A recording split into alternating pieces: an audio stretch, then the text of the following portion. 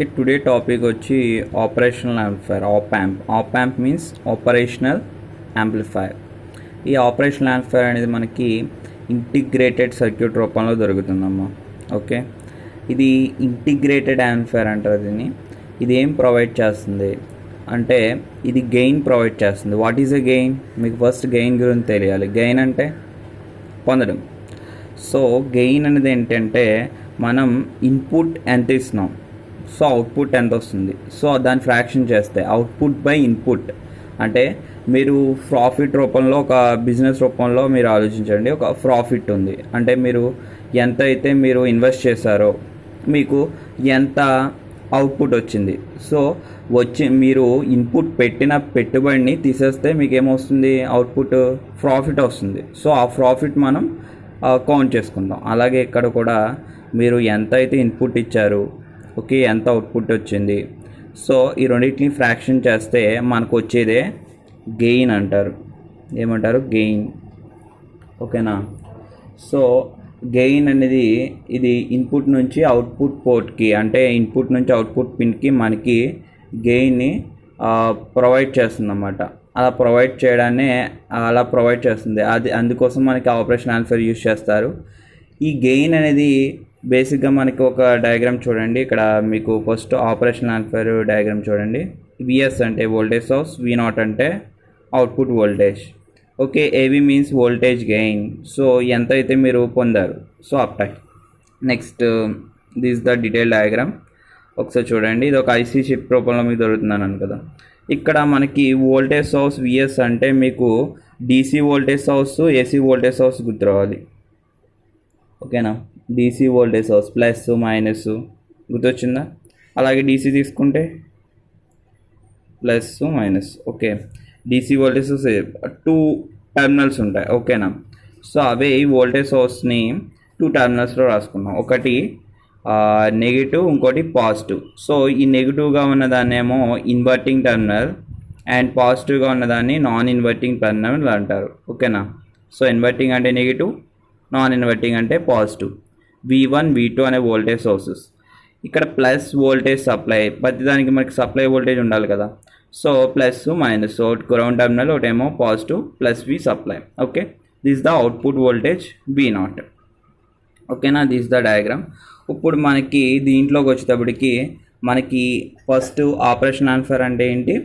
మనకి operation amplifier అనేది ఏం ప్రొవైడ్ చేస్తుంది? ఓకే, ఇన్పుట్ పోర్ట్ నుంచి అంటే ఇన్పుట్ పిన్ నుంచి అవుట్పుట్ పిన్ దాకా కూడా మనకి ఏదైతే గెయిన్ వస్తుందో ఆ గెయిన్ని ప్రొవైడ్ చేస్తుంది అన్నమాట. సో అందుకోసం మనకి ఆపరేషన్ యాంప్లిఫైర్ వాడతారు. అలాగే ఈ గెయిన్ అనేది ఎలా కంట్రోల్ చేయబడుతుంది? అంటే బేస్డ్ ఆన్ ఫీడ్బ్యాక్. ఇక్కడ ఫీడ్బ్యాక్ అంటే ఇక్కడ మనం ఏ టెర్మినల్కి ఇచ్చామమ్మా? ఈ రెసిస్టర్ అనేది అవుట్పుట్ నుంచి V0 అనేది అవుట్పుట్, V1 అనేది ఏంటి? ఇన్పుట్, V2 అనేది కూడా ఇన్పుట్. కాకపోతే ఈ రెండు ఏంటి? V1 అనేది నెగిటివ్కి ఇచ్చాయి కాబట్టి ఇది ఇన్వర్టింగ్ ఇన్పుట్, V2 అనేది పాజిటివ్కి ఇచ్చాయి కాబట్టి ఇది నాన్ ఇన్వర్టింగ్ ఇన్పుట్ అంటారు. ఇక్కడ inverting input, okay, inverting input నుంచి అవుట్పుట్కి, అంటే ఇక్కడ V0 నుంచి Vin దాకా కూడా మనకు ఒక రెసిస్టర్ కనెక్ట్ చేసుకున్నాం. సో ఆ రెసిస్టర్ని ఏమంటారంటే ఇన్పుట్ నుంచి అవుట్పుట్కి ఇచ్చే రెసిస్టర్ని ఫీడ్బ్యాక్ రెసిస్టర్ అంటారు. ఓకే, మనకి ఇక్కడ మీరు చూసుకుంటే గెయిన్ ఫార్ములా ఏంటి? A is the gain, V represented A as gain. So A is equal to V0 by VI. మీరు ఎంత అవుట్పుట్ వచ్చింది మీకు, ఓకే, మీరు ఎంత ఇన్పుట్ ఇచ్చారు, సో ఆ రెండు ఫ్రాక్షన్ చేస్తే మీకు ఏమొస్తుంది? ప్రాఫిట్. That is gain. మీరు అప్ టైనింగ్ ఎంత పొందారు. ఓకే, ఇప్పుడు మనం చూసుకుంటే ఇక్కడ ఫీడ్బ్యాక్ రెసిస్టర్ అనేది అవుట్పుట్ నుంచి ఇన్పుట్కి కనెక్ట్ చేయడం జరిగింది. ఓకే, ఇక్కడ ఫీడ్బ్యాక్ రెసిస్టర్ ఇది నెగిటివ్ ఫీడ్బ్యాక్, పాజిటివ్ ఫీడ్బ్యాక్ ఎలా తెలుస్తుంది? Based on giving terminal. So ఇక్కడ మీరు చూసుకుంటే V0 నుంచి మీరు ఏ టెర్మినల్కి ఇచ్చారమ్మా? ఇన్వర్టింగ్ టెర్మినల్ నెగిటివ్కి ఇచ్చారు. సో ఇది నెగిటివ్ ఫీడ్బ్యాక్ అంటారు. దీన్ని ఏమంటారు? నెగిటివ్ ఫీడ్బ్యాక్ అంటారు. Negative feedback. అలాగే మీకు పాజిటివ్ టెర్మినల్కి, అంటే పాజిటివ్ ఇన్వర్టింగ్ అంటే నాన్ ఇన్వర్టింగ్ టెర్మినల్ నుంచి అవుట్పుట్కి మీరు ఒక రెసిస్టర్ తీసుకుంటే అక్కడ దాన్ని ఏమంటారంటే పాజిటివ్ ఫీడ్బ్యాక్ అంటారు. ఇక్కడ మనం తీసుకుంది ఏంటి? Negative feedback. మనకి ఆపరేషనల్ యాంప్లిఫైయర్ అనేది మెయిన్గా దేంతో అంటే ఎలా కంట్రోల్ చేయబడుతుందంటే ఈ నెగిటివ్ ఫీడ్బ్యాక్ నుంచే మనకి కంట్రోల్ చేయబడుతుంది.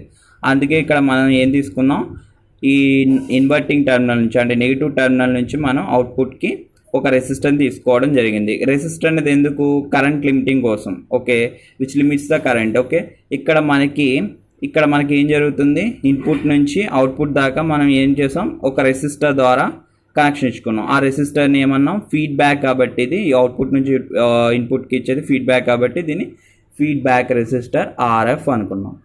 సో దీన్నే మనకి ఇలా ఇవ్వడాన్ని, ఈ సర్క్యూట్నే మనని ఏమని చెప్తారంటే జనరల్గా operational amplifier ORR op amp అని మనకి పిలుస్తూ ఉంటారు ఈ ఎలిమెంట్ని. ఓకేనా, this the basic op amp diagram. Okay, ఇక్కడ ఆప్ యాంప్ మీరు చూసుకున్నట్టయితే ఇదొక ఫీడ్బ్యాక్ కూడా, ఇక్కడ మనకి ఫీడ్బ్యాక్ కూడా కనిపిస్తుంది. ఇక్కడ మీరు చూసుకుంటే 5 టెర్మినల్స్ ఉంటాయి. చూడండి, మెయిన్గా 5 టెర్మినల్స్ ఉంటాయి. ఫస్ట్ టెర్మినల్ ఏంటి, inverting and non inverting terminal, plus VC minus VC అంటే ground supply voltage, positive to negative. V0 is the output voltage. These are the 5 terminals.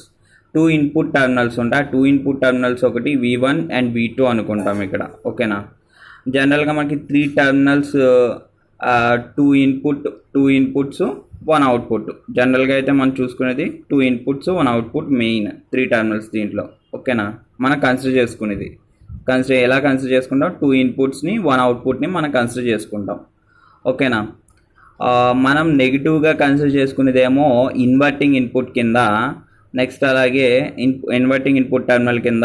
పాజిటివ్గా కన్సిడర్ చేసుకునేదేమో నాన్ ఇన్వర్టింగ్ ఇన్పుట్ టెర్మినల్ కింద, and next V0 అనేది output terminal కింద. మనం 3 టెర్మినల్స్ని మనం మెయిన్గా use చేయడం జరుగుతుంది. ఇక్కడ ఆప్ యాంప్ అనేది బేసికల్గా చూసుకుంటే మనకి డిఫరెన్షియల్ యాంప్లిఫైయర్ అని కూడా సమ్టైమ్స్ అంటారు, ఎందుకంటే ఇది డిఫరెన్షియేషన్ కూడా చేస్తుంది. డిఫరెన్షియల్ యాంప్లిఫైయర్ అని కూడా అనొచ్చు. ఇది మెయిన్గా బేసిక్ ఫంక్షన్. ఈ బేసిక్ ఫంక్షన్ ఏంటంటే ఇది యాంప్లిఫైయర్ కాబట్టి యాంప్లిఫై చేస్తుంది అన్నమాట. 2 ఇన్పుట్ సిగ్నల్స్ని, మనం ఇచ్చే 2 ఇన్పుట్ సిగ్నల్స్ని కూడా యాంప్లిఫై చేస్తుంది కాబట్టి అందుకే దీన్ని ఆపరేషనల్ యాంప్లిఫైయర్ అని కూడా అంటారు. ఇక్కడ ఆప్ యాంప్ అనేది మనకి ఎందుకు డెవలప్ చేశారు? ఓకే, ఇది మెయిన్గా చేసే ఫంక్షన్ ఏంటంటే ఎడిషన్ చేస్తుంది. మెయిన్గా చేసే ఫంక్షన్ చూడండి, ఎడిషన్, సబ్ట్రాక్షన్,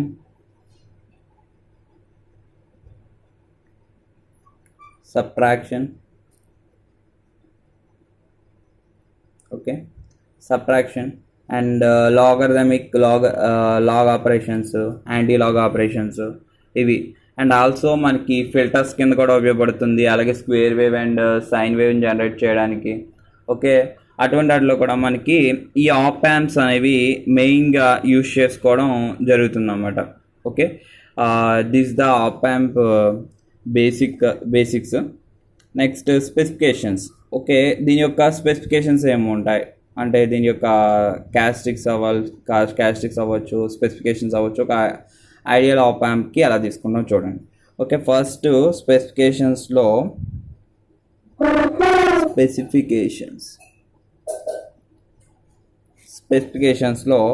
ఫస్ట్ది వచ్చి input resistance. Okay, input resistance RI. Okay, దీన్ని Rin అని కూడా అనొచ్చు. ఇన్పుట్ రెసిస్టెన్స్ అనేది మస్ట్ బి ఇన్ఫినిటీ. ఇది ఎలా ఉంటుంది, ఇన్ఫినిటీగా ఉంటుంది. ఇన్పుట్ రెసిస్టెన్స్ ఎలా ఉంటుంది, ఇన్ఫినిటీగా.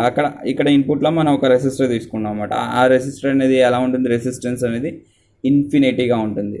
అవుట్పుట్ రెసిస్టెన్స్ ఇక్కడ ఎందుకంటే లిమిట్ ఉండదు. ఇన్పుట్లో అయితే లిమిట్ ఉంటుంది. మీరు 1 వోల్ట్ అప్లై చేస్తారా, 2 వోల్ట్ ఇస్తారా, 3 వోల్ట్ ఇస్తారా, అలాగా. మనకి ఇన్పుట్ రెసిస్టెన్స్ అనేది ఒక లిమిట్ అనేది ఉండదు, మీరు ఎంత అయినా ఇచ్చుకోవచ్చు. ఓకే, అవుట్పుట్ రెసిస్టెన్స్ చూడండి, అవుట్పుట్ రెసిస్టెన్స్ని Rout అంటారు. Rout must be 0. Output resistance అనేది అబ్సల్యూట్లీ మనకి చూసుకుంటే 0 కింద ఉంటుంది అవుట్పుట్ రెసిస్టెన్స్ అనేది దీనికి, ఆప్ యాంప్స్కి. ఎందుకంటే అది మనకి అవుట్పుట్ రెసిస్టెన్స్ అనేది, ఎందుకంటే లిమిట్ అనేది ఉండదు. ఆ కరెంట్ ఫ్లోయింగ్ అనేది మనకి లిమిట్ ఉండదు. ఎంతైతే మీకు ఇన్పుట్ మీరు అప్లై చేస్తారో ఇక్కడ నుంచి ఆపరేషన్ జరిగి ఫైనల్గా అది వచ్చేస్తుంది తప్పితే అక్కడ రెసిస్టర్ అనేది మనం వాడుకోం అవుట్పుట్లో. ఓకేనా. నెక్స్ట్ అలాగే థర్డ్ స్పెసిఫికేషన్ వచ్చి బ్యాండ్ విత్ అనేది షుడ్ బి ఇన్ఫైనైట్గా ఉంటుంది. అలాగే వోల్టేజ్ గెయిన్ ఏవి అనేది హై ఇన్ఫైనైట్గా ఉంటుంది. వోల్టేజ్ గెయిన్ ఫోర్త్ది ఏంటి, వోల్టేజ్ గెయిన్ ఏవి మీన్స్ వోల్టేజ్ అనేది కూడా ఇన్ఫైనైట్గా ఉంటుంది. వోల్టేజ్ గెయిన్ అనేది కూడా ఓకే, వోల్టేజ్ గెయిన్ అనేది కూడా ఇన్ఫైనైట్గా ఉంటుంది. ఎంతైనా పొందొచ్చు, బ్యాండ్ విత్ అనేది ఎంతైనా ఉండొచ్చు. Okay. Next characteristics of the అంటే మనం తీసుకునే దాన్ని బట్టి characteristics of the op amp అనేది మనకి చేంజ్ అవుతూ ఉంటుంది టెంపరేచర్తో పాటు. ఓకే. నెక్స్ట్ క్యారెక్టరిస్టిక్స్ అనేవి ఎలా చేంజ్ అవుతాయి, క్యారెక్టరిస్టిక్స్ చేంజ్ విత్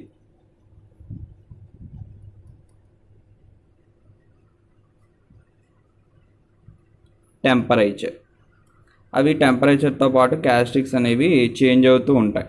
ఓకేనా, based on temperature. Okay, characteristics అనేవి చేంజ్ అవుతాయి. అవుట్పుట్ వోల్టేజ్ మనం చూసుకుంటే అవుట్పుట్ వోల్టేజ్ V0 అనేది 0 అనుకోండి. When the input voltage is also 0, output voltage will be 0. V1 is equal to V2 is equal to 0. అంటే output voltage 0 అయింది అంటే మీరు అవుట్పుట్ వోల్టేజ్ 0 అయితే మీరు ఇన్పుట్ యాన్ ఇస్తారా, ఎవరు. So V1 is equal to 0, V2 is equal to 0. That's it.